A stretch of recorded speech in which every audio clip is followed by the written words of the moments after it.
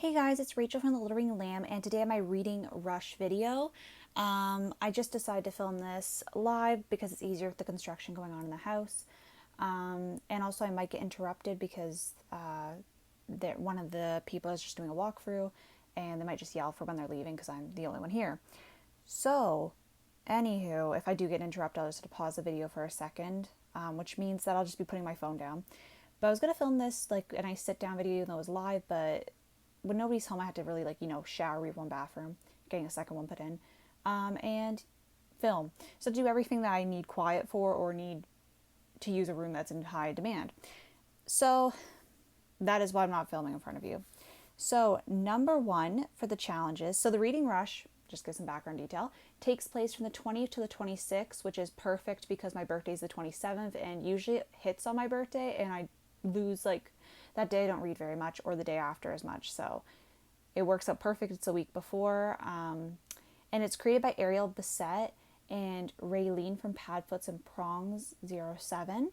And I'm going to, when I go on my computer later, I'm going to link the original video in the down bar. You should definitely go check it out. I'm really thankful that they create this awesome event every year for us.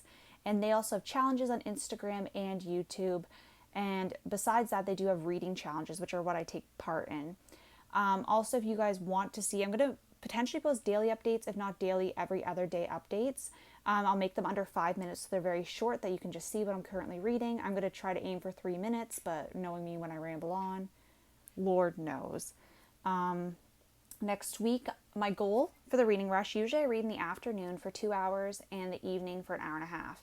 I like to walk and read around the living room table. That's my preferred way of reading, so I kind of read around those provisions. Also, whatever books I have are just going to carry through into the week, but I'm going to try to finish up most of what I'm reading, but I'll give you an update before the reading rush starts on my Sunday video. My goal in the morning is to read a half an hour, and in the evening after I go to my room, because I don't work on homework past 6 o'clock, when I go back to my room, instead of watching TV till I go to bed, I'm going to try to read a half an hour to 45 minutes more, so increasing my reading time by an hour. I was trying to get ahead with my school course, which ends on the 31st, or my additional qualification course, but I was unable to. I'm kind of ahead. By the time the reading rush starts, I might be almost done the stuff due the 25th, but I'm going to have to keep working throughout that week, unfortunately. So I'm going to just try to increase my reading time little by little and try to read as much as possible. So, sorry for the long pre-ramble. So the first book is number one, read a book with a cover that matches the color of your birthstone. My birth month is July, which is this month, and my birthstone is a ruby, which is red. So I picked Cherry by Nico Walker. Sorry, my textbook, my remotes.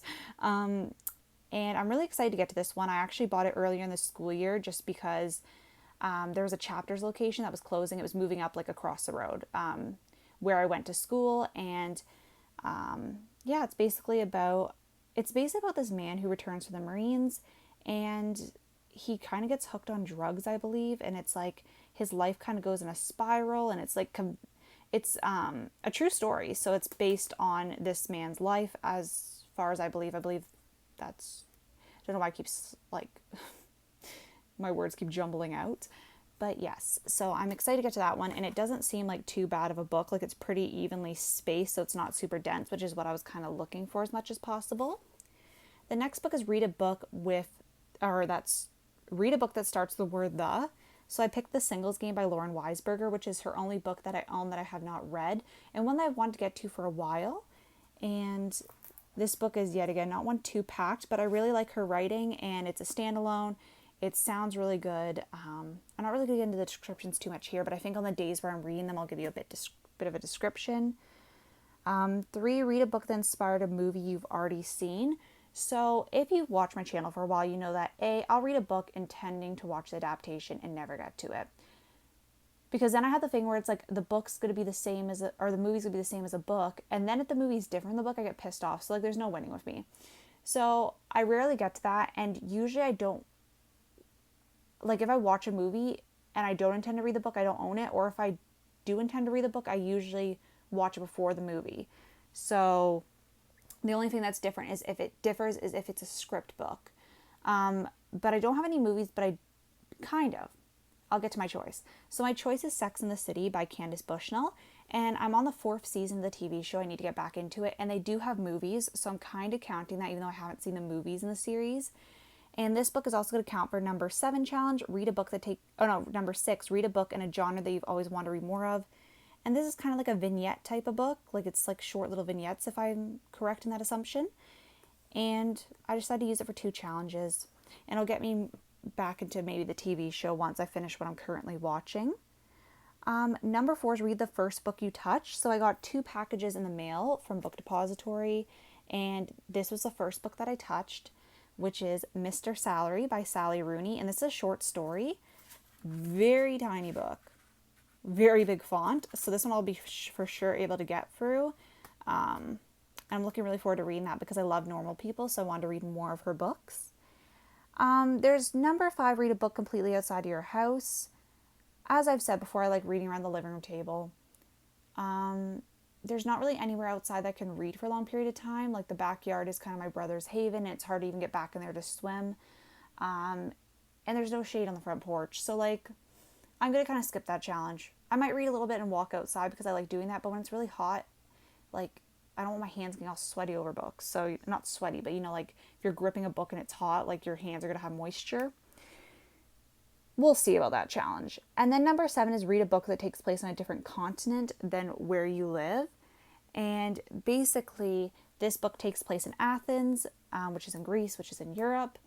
And it's called Outline by Rachel Cusk. And I'm really excited to read this. It's actually part of a trilogy. And it's one of those books that kind of reminds me of the description. Like when I read the description of Before Sunset. It's these 2 I have not hauled. So if you haven't seen them before, that's why. I still have to haul them, but that'll be coming in August.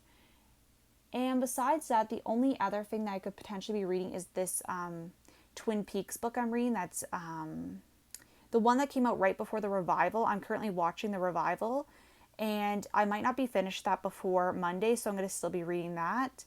And my math studying books, I'm still going to be reading that, but at a slower pace.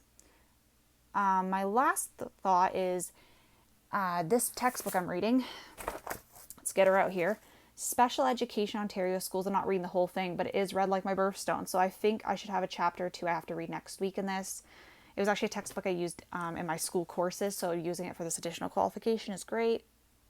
And yeah, that's my TBR. I'm excited to do a readathon. I've been, reading quite a bit lately besides being in a readathon. So it's pretty beneficial.